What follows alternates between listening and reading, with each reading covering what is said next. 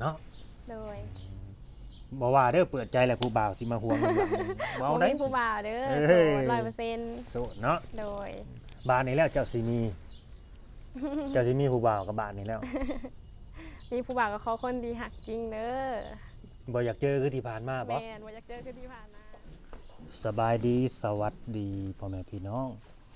FC ที่ฮักแพงเบิดสุขุสุคนเบิดสุหมองสุบอนเด้อพอๆกับช่อง YouTube บ่าวลาวพาเพลินคือเก่าคือเดิมพี่น้องเอ้ยเพิ่มเติมก็หายไปหลายมื้อพี่น้องเอ้ย3-4 มื้อเนาะเนื่องจากว่าเฮ็ดเวียกเจ้าของพี่น้องเอ้ยขออภัยเฮ็ดเวียกเจ้าของเนาะทั้งเอ่อ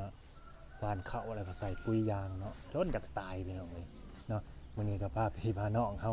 ออกมาหาผู้สาวโสดคือเก่าเนาะช่วงนี้สิมีแต่ผู้สาวโสดแล้วก็ผู้สาวซ้ำน้อยเด้อพี่น้องเอ้ยเนาะเอาใจอ่าผู้บ่าวเฒ่าหรือว่าท่านสวทั้งหลายเนาะที่ว่ามักผู้สาวซ้ำน้อยเนาะมื้อนี้ก็สิมาเปิดใจแล้วก็มารู้จักกับอีกสาวโสดคนใหม่และก็เป็นสาวโสดหน้าใหม่พี่น้องเอ้ยเนาะหน้าตาก็โอ้ผู้จบผู้งามพี่น้องเอ้ยกำลังเป็นตาหักตาแพงเนาะบ่อะไรอย่าห่างเด้อฝากกดไลค์กดแชร์กดติดตามเพื่อบ่เป็นการรักษาเสียเวลาไปพบไปเพาะแล้วก็ไปทำความรู้จักน้องเพิ่นพร้อมๆกันพี่น้องเอ้ยเนาะไปนี่แหละพี่น้องเอ้ยเนาะหน้าตาผู้สาวโสดนะครับนางยิ้มไปเปื่อยอยู่ทรงแบบท่าทางสิเป็นคนอารมณ์ดีพี่น้องเอ้ยเนาะ โดย สบายดีก่อนอื่น สบายดี ครั้งแรกเนาะ โดย ครั้งแรกครั้งทำอิฐพี่น้องเลยเจ้าก็เคยเห็นข่อยอยู่บ่ บ่ เคยเห็นเนาะ หาก็มาแต่ไทย หากันมาแต่ไทยเอาไปเฮ็ดเวียกบ่ ไปอยู่น้ำแม่เพราะว่าไปซอยแม่เฮ็ดเวียกอยู่พุ่นแหละบัดนี้อายุมันบ่ฮอดแล้วตำรวจเพิ่นอันนั้นแหละก็มาอยู่บ้าน โอ้ โดย อยู่ไสเฮ็ดอยู่แถวใด อยู่ศรีสะเกษ โอ้อยู่ศรีสะเกษ โดย อายุยังบ่ฮอดว่าซั่นบ่ฮอด20ปีบ่หรือบ่ฮอด โดย จัก บ่ ปี 20ปี เออมันบ่น่าสิเกี่ยวนะ เพราะว่าซ้ำนี้ก็น่าสิแบบน่าสิเฮ็ดได้เลยล่ะน่าสิขายแรงงานได้เลยจะไปอยู่นำจักเดือนซะอยู่นำแม่ ไปอยู่นำ3เดือนแล้วกลับมา โทษเด้อซื้อว่าจังไดเนาะผู้สาว ซื้อน้ำตาล ซื้อน้ำตาล เลย ปาเถอะพี่น้องเอ้ยสาวน้ำตาลเนาะเป็นตาสิหมดสิขึ้นอยู่ซื้อกะหวานบ่แห้งเลยพี่น้องเอ้ยปัจจุบันนี่สถานะนี่โสดเนาะ โดยโสด โสดจักเปอร์เซ็นต์สาวน้ำตาล 100%เลย 100% โดย ก็เคยที่ผ่านมานี่เจ้าก็เคยแบบ เคยมีความหักบ่เคยมีคนมาจิมาล้มอยู่บ่ เคยมี มีคนมาตัวให้หักให้หมักเขาอยู่ เค บ่ ยมี มีเนาะ โดย ก็มาตัวให้หมัก แม่ อันมันเป็นเรื่องธรรมดามันเป็นเรื่องธรรมชาติคนเฮาทุกคนมันก็ต้องมีความหักกันเบิดนั่น โด ล่ะ ย คันอายุรุ่นราวคราวนี้หั้นนะมันก็ต้องมีแล้วก็ต้องเรียนรู้พี่น้องเอ้ยเขาเรียกว่าประสบการณ์ชีวิตหั้นนะแต่ว่าสิหักแบบใดหักแบบวัยรุ่นเขาหักกันบ่หรือหักแบบผู้ใหญ่อันมันก็แล้วแต่แยกกันออกไปอันน่ะก็ดีเนาะ โดย แต่หักแบบผู้ใหญ่เขาก็แบบคบหาดูใจกันเบิ่งกันไปพร้อมอยากมาสร้างมาซานำกันได้ป่านนี่อยากมาตบมาแต่งคือสิจับมือย่างไปนำกันอย่างประมาณนี้นะแต่หักแบบภาษาวัยรุ่นก็คือวัยรุ่นนั่นแหละเอาหักกันแบบใดกันนี่เนาะ โดย สิเลิกยามใดสิหย่ากันยามใดก็ยังบ่ฮู้ภาษาวัยรุ่นบางทีเขาก็เล่นกับหัวไปเจอผู้ใหม่เขาก็ไปมักผู้ใหม่แบบนี้ก็มีภาษาวัยรุ่นเห็นเนาะสิเอายังจริงจังกับวัยรุ่นแม่นบ่น้อง แม่ บาทนี่เนาะปัจจุบันนี้อายุจักปีสาวน้ำตาล อายุ18 โอ้18 ปีพี่น้องเอ้ยจะเป็นลูกสาวคนที่เท่าไรนี่ คนที่2 โอ้ไอ้ข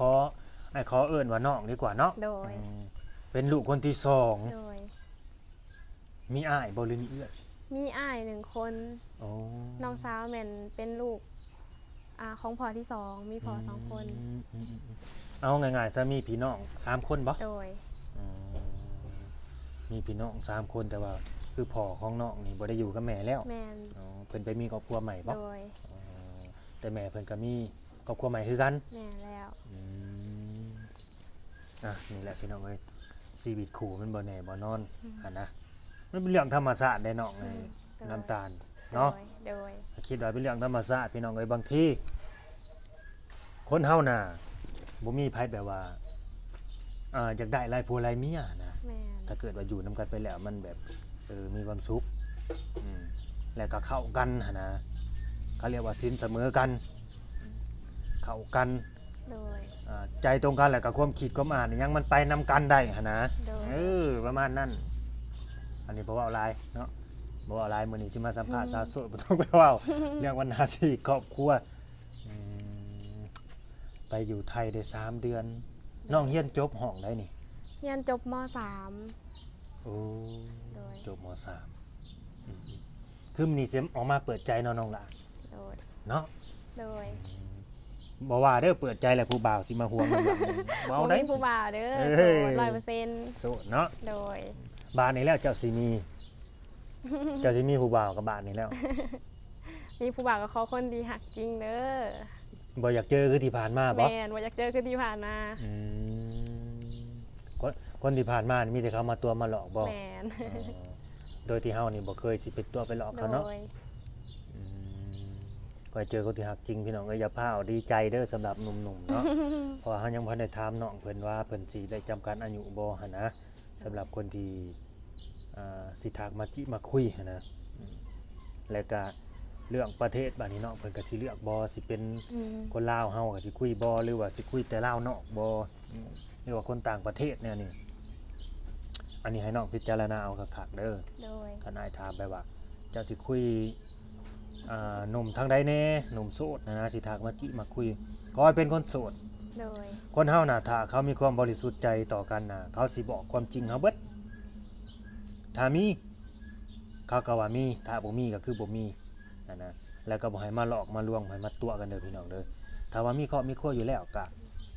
บ่อยากให้เฮ็ดบ่อยากให้มาตัวน้องเพิ่นนะเนาะเดี๋ยวสิว่าเฮาโสดเด้อผมโสดเด้อจังซั่นจังซี่อันนี้มันมีหลายเด้มันมีหลายเพราะว่าคนต่างประเทศเนาะบางทีเขาไปทำการทำงานครอบครัวเขาก็อยู่บ้านนั่นนี่นะเขาก็ไปเฮ็ดเวียกเขาก็มีเวลาบัดนี้ได้คุยกับผู้แสผู้สาวกรณีนี่มันมีมาแล้วแบบว่าเพิ่นมาหลอกผู้สาวนี่นะประมาณนี้มาหลอกจีบหลอกคุยแล้วก็เวลาฮอดมื้อฮอดนัดเจอกันนัดหมายกันก็บ่มาก็เลื่อนไปแบบนี้ก็มีอันนี้ก็มีหลายน้องระวังเด้อตัวนี้เด้อให้ระวังพอมันมีมาแล้วเคสแบบนี้หั่นนะบ้านนี้สิถามน้องเพิ่นเนาะ โดย สิเลือกอยู่บ่หรือว่าสิแยกอยู่บ่สำหรับหนุ่มๆสิทักมาจิมาคุย ขอบ่แยกเนาะเพราะว่าล้มในเบิดขอแค่แบบเข้ามาในแบบว่าในเรื่องแบบจริงจังบ่อย่างแบบนี้โดยบ่ขอแบบว่าเข้ามาดินหรือว่าบ่จำเป็นต้องแบบว่าเลือกแบบว่าสิเลือกประเทศบ่อีหยังแบบนี้บ่จำเป็นเลย ขอเข้ามาแบบจริงจัง โดย มาพังเว้านี่น้องเพิ่นสิสละโสดเลยบ่น้อยอยากได้แบบจริงจังเลย อยากได้แบบจริงจังขอเพียงแต่ว่าคุยกันเข้าใจเนาะสื่อสารกันได้ ขอแค่ว่าเข้าใจกัน อ๋อแสดงว่าบ่าวเวียดบ่าวจีนก็ได้ตีน เท่าแก่จีนเสียวบ่น้องล่ะ อันนี้ก็บ่แน่บ่นอนเนาะอ้าย เนาะ โดย แล้วแต่บุญวาสนาเนาะ แม่นแล้ว เพราะว่าลาวเฮาเด่นแพ้ก็ว่าตะแก่จีนตะแก่จีนอหยังประมาณนี้นะถือผู้ดีก็ดีไปอยู่ไสคือกันนั่นแหละพี่น้องเอ้ยถือผู้บ่ดีเขาก็เอาเปรียบเฮา แม่น บางทีก็เขาตบเขาตีแบบนี้นะแล้วแต่วาสนาของเฮาคนอยู่ไสมันก็มีเบิดแหละทั้งคนดีคนบ่ดีเนาะเพราะฉะนั้นก็รู้จักแยกแยะพี่น้องเอ้ยเนาะบ่ต้องไปเมารวมว่าเฮ้ยมันบ่ดีอย่างซั่นอย่างซี่นะคนทางนั้นทางนี้บ่ต้องไปรวมนะมันเป็นขึ้นอยู่กับบุคคลแม่นบ่ โดย น้องว่าแม่นบ่ โดยแม่น เป็นคนทางใดก็ได้ว่าซั่นพี่น้องเอ้ยขอแต่ว่าเขามาแบบจริงจังเนาะว่า โดย บาทนี้เรื่องอายุเด้น้องน้ำตาลน้องสิจำกัดบ่เอ้าคิดคักๆเด้ตัวนี้ น้องสิจำกัดบ่สิคุยอายุ บ่จำกัดเขาบ่จำกัดคือกัน บ่จำกัด โดย ปัดเถอะอายุก็บ่จำกัด คักแน่บ่น้องล่ะ โดย อืมขอเพียงแต่ว่าเขาแข็งแรงแหละพ่อเนาะ แมน บ่ บ่จำกัดอายุก็เพียงแต่ว่าแข็งแรงพี่น้องเอ้ย โดย เตะกับปีบดังเตะต้นกล้วยฮักเอ้าสิมาเฮ็ดหน้าได้ซะเฮ็ดได้ซะ โดย สมมุติว่าสิมาไถไห้ไถนาญาติบ่มีเหือมีแห้งไถไห้ไถนานะเนาะ โดย ญาติบ่มีเหือมีแห้งสิไปคาดไห้คาดหน้าโหหางรถไถเตะบัดสิ บ้านลองงองอยู่ได้อันนี้เว้ายอกพี่น้องเอ้ยเนาะเว้านัวเพื่อม่วนซื่อคนคู่มือนี่เขาบ่เน้นดอกเรื่องเฮ็ดไห้เฮ็ดนาหันนะ โดย ก็เน้นมาเฮ็ดธุรกิจอื่นวิชาชีพอย่างอื่นถ้ามีเขาก็จ้างเอาคนมีเงินหันนะเรียกว่าเขาซื้อเอาเขาก็ดีประมาณนั้น แต่ว่าบางคนเนาะบ้านเฮาผู้เฒ่าผู้โบราณก็ยังอยากเฮ็ดให้เฮ็ดนาอันนี้ก็ดีบ่ตีเขาเจ้า แม่ เป็นความสุขซุมเพิ่นนะแต่ว่าคนยุคใหม่หรือว่าสมัยใหม่ของมื้อนี่แบบเริ่มแล้วได้น้องเริ่มบ่อยากเฮ็ดนาแล้ว แม่น บางคนก็บ่อยากตามห้อยพ่อแม่นั่นนี่ แม่นแล้ว มันทุกข์มันยากเขาว่าสิเฮ็ดเฮ็ดหยังนั่นนี่นะ อันนี้ก็แนวคิดแบบว่าคนสมัยใหม่พี่น้องเอ้ยเนาะ โดย ส่วนสมัยเก่าก็แล้วแต่เพิ่นความสุขของเพิ่นแต่เฮาผู้เว้านี่ก็เฮ็ดคือกันนาก็ดีบ่เฮ็ดบัดสิไปเอาข้าวในใส่มากินนะพี่น้องเอ้ยบ่ได้เงินหลายปานนั้นสิไปซื้อข้าวบ้านนี่ข้อมูลการติดต่อของน้องน้ำตาลมีหยังไง WhatsApp ทาง WhatsApp WhatsApp โดย บ่ได้เล่นเฟซเล่นไลน์บ่ เล่นอยู่ เฟซไลน์ก็แจกได้บ่ แจกได้ แจกได้เนาะ โดย พวกมีทั้งเฟซทั้งไลน์ทั้ง WhatsApp บ่อยู่บ้านเฮาส่วนมากเขาสิเล่น WhatsApp นะ แม่ พี่น้อง น เอ้ย อ้าย ผู้ได้มักแบบใดก็ทักมาเอาข้อมูลน้ำน้องเพิ่นทักมาหาแอดมินนี่แหละก็ยินดีที่จะเป็นสื่อให้พี่น้องเอ้ยแจกทุกอย่างเนาะยกทั้งคนให้พร้อม ยกไปดูแลเด้ซะอันนี้ก็แล้วแต่ซุมเจ้าสิพิจเขาเรียกว่าพิชิตใจน้องเพิ่นได้หรือบ่เท่านั้นเด้เนาะอยากเป็นเจ้าของใจหั่นนะต้องพิชิตใจพี่น้องเอ้ยน้องมีผู้ชายในสเปคบ่น้องน้ำตาล มีอยู่บ่ผู้ชายในสเปคมันต้องมีได้น้องหลานต้องมีได้ แต่กะบ่สามารถบอกออกไปได้ว่า เฮามักแบบนี้แบบนี้เนาะ แม่นโดย บางทีบ่ญาติบ่สมหวังหั่นนะ แม่น บางทีบัดสิว่าเกลียดไปได้ก็แฮงได้แบบนั้น แม่น อืมแม่นละเพราะว่าผู้หญิงผู้ชายเฮามันก็ต้องมีแบบว่าคนในสเปคหั่นนะ แม่นอ้าย แต่เฮาบ่สามารถที่จะเลือกได้หั่นนะ โดย เพราะว่าเพิ่นปั้นแต่งมาให้เฮาแบบนี้ของมันคู่กันแบบนี้ แต่ตอนนี้ก็เลือกได้อยู่น้องเลือกได้อยู่ดอก โดย น้ำหนักเท่าใดเด้น้องล่ะ น้ำหนัก43 44 ความสูงเด้เท่าใด ร้อยประมาณ160 น้ำหนัก40ปลายกำลังดีพี่น้องไอ้หุ่นกำลังงามผู้สาวซั่นนี่กำลังอ้วนกว่านี้เขาบัดบ่มักหั้นนะ กินข้าวกินน้ำอยู่บ่น้องล่ะ กิน กินมื้อละจักเวลานี่นะ มื้อละ3 ตรงอยู่บ่ โดย กิน ตรง หุ่นอยากดี หุ่นอยากดีเป็นพิเศษอะนะอืม หมักในหุ่นแบบนี้ โดยคิดว่ามานี่สิมาเฮ็ดนาบ่ปีนี้หรื แม่ อว่า สิมาเฮ็ดนา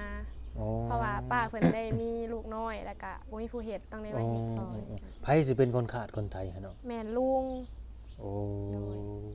คือ ลุง ว่า กับ อ้า เพิ่ ย นก็เฒ่าแล้ว โดย ก็ คือว่าอ้ายของน้องน้ำตาลนี่มีครอบครัวแล้วบ่ บ่มีเจ้า แต่ว่าไปเฮ็ด เพิ่น เวียกบ่ โดย อ๋อ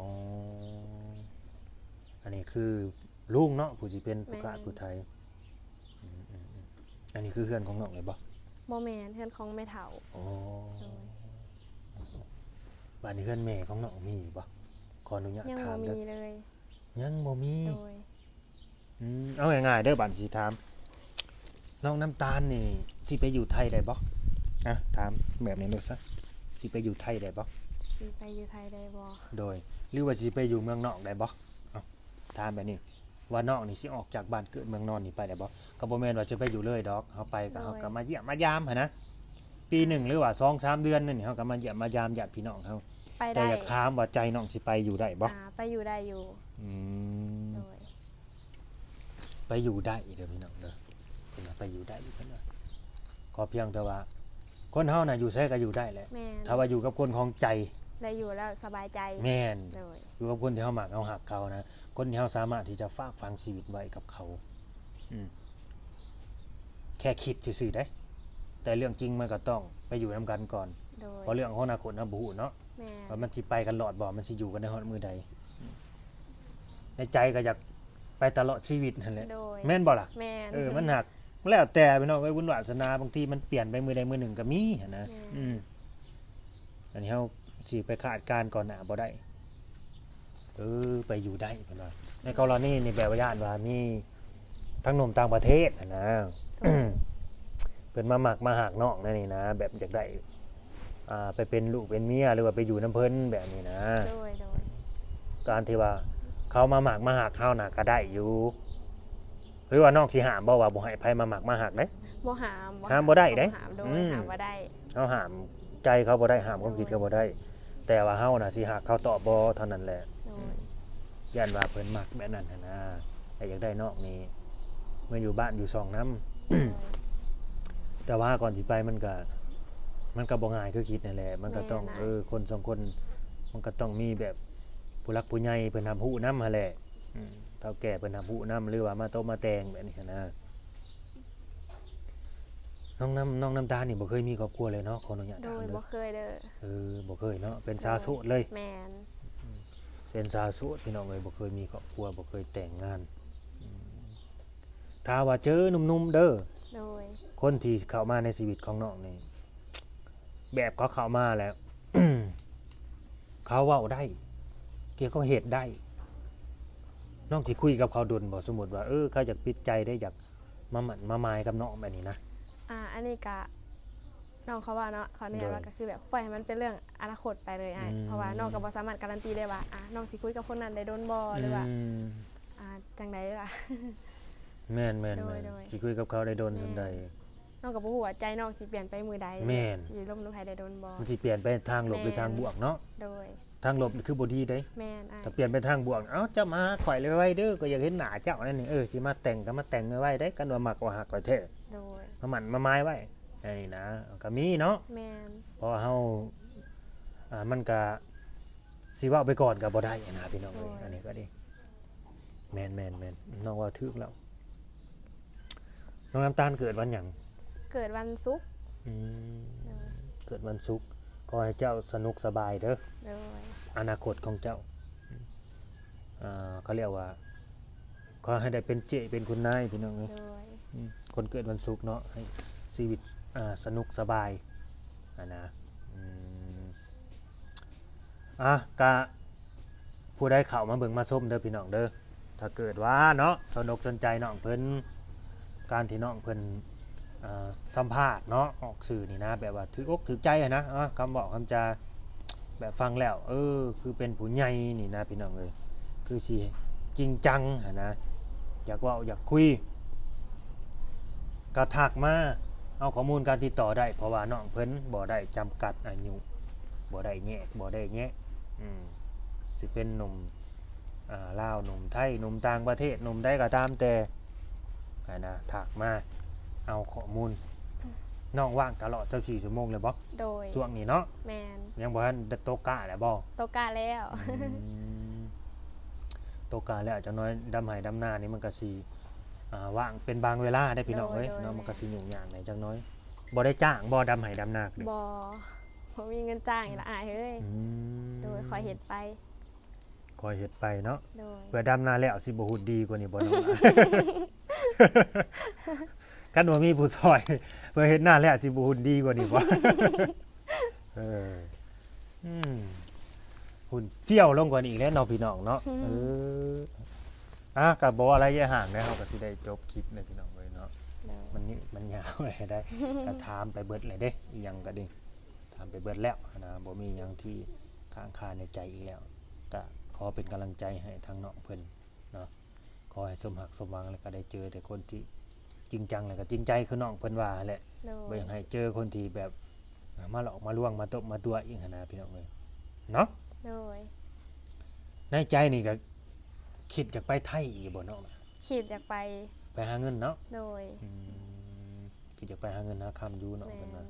แต่ว่าบ่ทันมีพาสปอร์ตแม่นบ่ แม่น ยังบ่มีเนาะพี่น้องเอ้ยเนาะแบตก็สิเบิดแล้วบาดนี้เนาะ มืดลงโทรศัพท์ก็แบตจากเบิดเนาะก็สิได้อำลาพาจากได้บาดนี้เนาะจังได๋ก็